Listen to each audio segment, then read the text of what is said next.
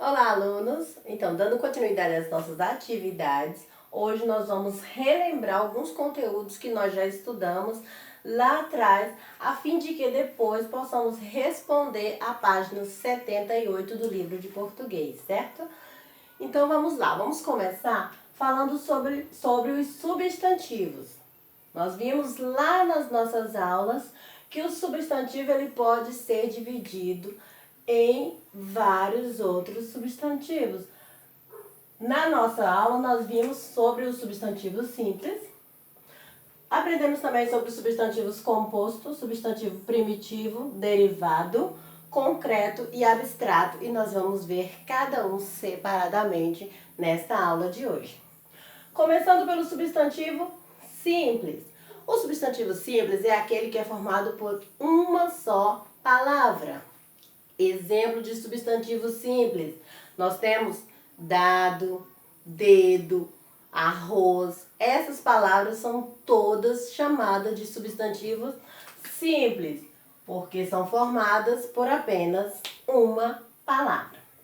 Temos logo em seguida o substantivo composto. O substantivo composto é aquele que é formado por mais de uma palavra. Nós vimos lá na sala que um exemplo de substantivo composto é a palavra guarda-chuva, guarda-sol. Essas palavras são substantivos compostos, por quê? Porque são formadas por mais de uma palavra. Temos também aqui o substantivo primitivo, que é aquele que dá origem a outras palavras.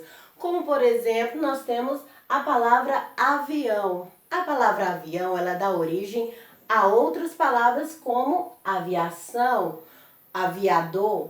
Todas são originadas da palavra avião, que é um substantivo primitivo. Logo na sequência, nós temos aqui o substantivo derivado. O substantivo derivado, o nome já diz, né?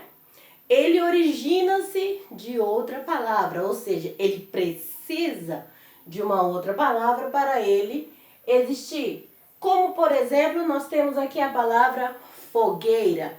A palavra fogueira origina-se da palavra fogo.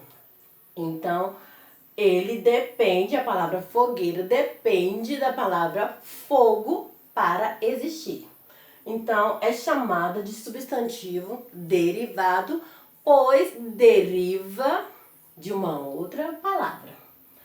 Temos aqui o substantivo concreto. O substantivo concreto é algo que é real, é algo que você está vendo, que você sabe que existe. Não só sente, mas você está vendo, está tocando, é algo concreto. Como, por exemplo, quadro.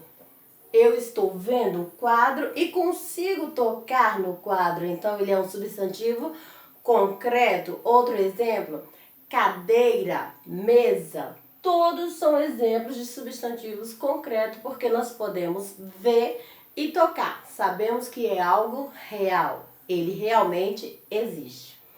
E por fim, para nós fecharmos esse conteúdo, nós temos aqui o substantivo abstrato.